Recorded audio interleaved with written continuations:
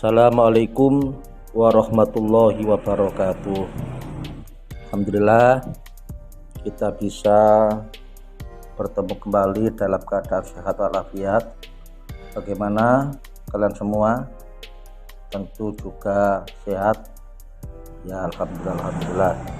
Mari kita mulai mempelajari tentang awal mula terjadinya kurban. Bahwasannya kita sudah mengetahui bahwa manusia yang pertama kali diciptakan adalah Nabi Adam alaihissalam. Kemudian yang kedua adalah Ibu Hawa. Dan kemudian dari Nabi Adam dan Ibu Hawa akhirnya mempunyai anak yang selalu dalam keadaan kembar. Nah, awal mula dari kurban dari putranya Nabi Adam yaitu Habil dan Qabil. Habil ini adalah putranya Nabi Adam yang sukses di bidang pertanian. Maka dari itu Habil kurban dari hasil pertanian, dari buah-buahan, kemudian dari sayur-sayuran.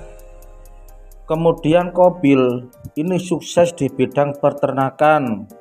Akhirnya Qabil ini kurban dengan seekor domba.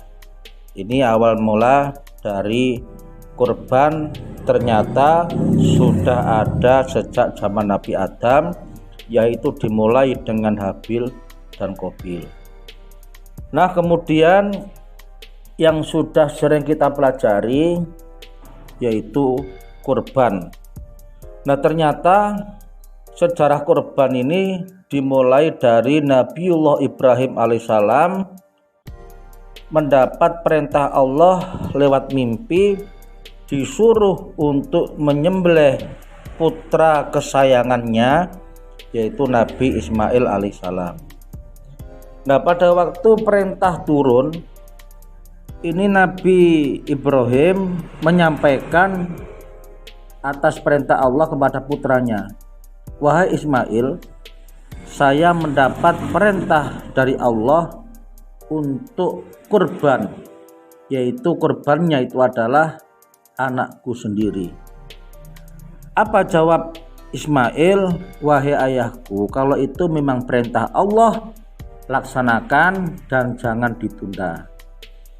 Nah, setelah melihat dari kesabaran dan bukti atas ketaatan mereka berdua, akhirnya Allah Subhanahu wa Ta'ala menggantikan Nabi Ismail, digantikan dengan domba dari surga. Inilah kisah awal dari syariat ibadah kurban yang sampai sekarang sudah kita laksanakan.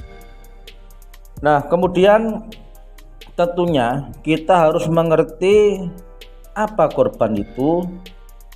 Pengertian kurban adalah kurban disebut juga al-udhiyah, yaitu binatang ternak yang disembelih pada hari Nahr. Apa Nahr itu? Yaitu bulan haji. Karena pada waktu bulan Dzulhijjah, di samping ada syariat menyembelih hewan, juga disyariatkan untuk berhaji bagi yang mampu. Kemudian menurut syarak hukum Islam, kurban adalah beribadah kepada Allah Subhanahu wa Ta'ala dengan cara menyembelih hewan tertentu pada hari haji, yaitu pas hari raya tanggal 10 Dzulhijjah. Kalau memang belum sempat menyembelih di hari raya tanggal 10 Dzulhijjah, bisa kita menyembelih di hari-hari tasyrik, yaitu tanggal 11, 12, dan 13 Dzulhijjah. Apa tujuannya? Tujuannya adalah diniatkan semata-mata untuk taqarruban ilallah, mendekatkan diri kepada Allah Subhanahu wa Ta'ala. Kemudian Untuk menjelaskan pengertian kurban, Nabi Muhammad SAW telah bersabda, yang artinya tiada suatu amalan yang dilakukan oleh manusia pada hari raya kurban yang lebih dicintai oleh Allah selain daripada menyembelih hewan kurban. Sesungguhnya hewan kurban itu pada hari kiamat kelak akan datang menemui orang yang berkurban. Kemudian beserta dengan tanduk-tanduknya, bulu-bulunya dan kuku-kukunya, dan sesungguhnya sebelum darah kurban itu menyentuh tanah, pahalanya telah diterima di sisi Allah.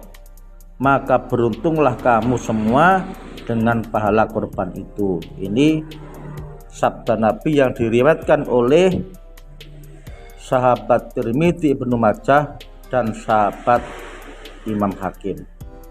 Kemudian apa hukum kurban? Hukumnya kurban adalah sunnah muakkad, sunnah yang sangat dianjurkan oleh Rasulullah SAW atas orang-orang yang memenuhi syarat-syarat sebagai berikut.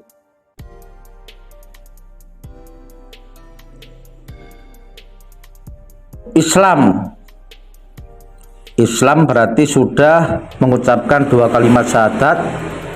Kemudian yang kedua merdeka, sekarang sudah tidak ada hamba, semuanya merdeka.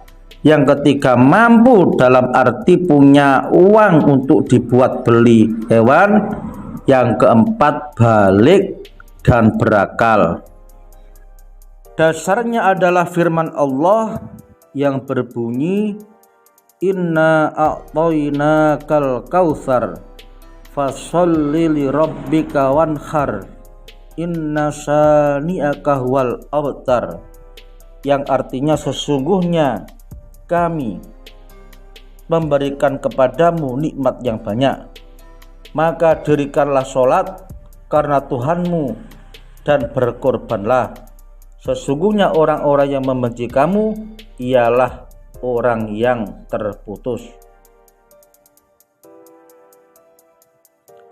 Kemudian juga atas dasar sabda Nabi Muhammad SAW, an Abi Hurairah radhiyallahu anhu qala Rasulullah sallallahu alaihi wasallam, man wajada sa'atan walam yudakhi wala yukribanna musallana. Rawahu Ahmad wa Ibnu Majah. Artinya Abu Hurairah radhiyallahu anhu berkata, Rasulullah sallallahu alaihi wasallam bersabda, siapa saja yang mempunyai kemampuan untuk berkorban dan ia tidak mau berkorban, maka janganlah ia mendekati tempat sholat kami. Ukuran mampu berkorban hakikatnya sama dengan kemampuan seorang hamba mengeluarkan sedekah, yakni mempunyai kelebihan harta atau uang. Setelah terpenuhi semua kebutuhan pokoknya, pokok sandang, pangan, dan papan, dan kebutuhan penyempurna yang umum bagi seseorang. Jika seseorang masih membutuhkan uang untuk memenuhi kebutuhan tersebut, dia terbebas dari menjalankan sunnah kurban. Jadi kurban hanyalah orang yang mampu saja.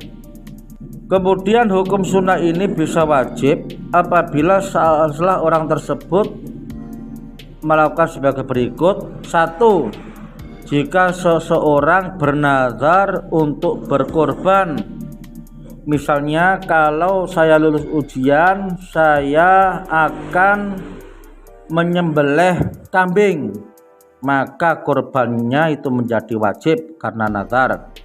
2. Jika ia telah mengatakan ketika menyembelih atau membeli hewan tersebut, ia berkata ini adalah hewan udhiyah atau kurban, atau dengan perkataannya yang bermakna sama, maka dia itu menjadi wajib untuk kurban.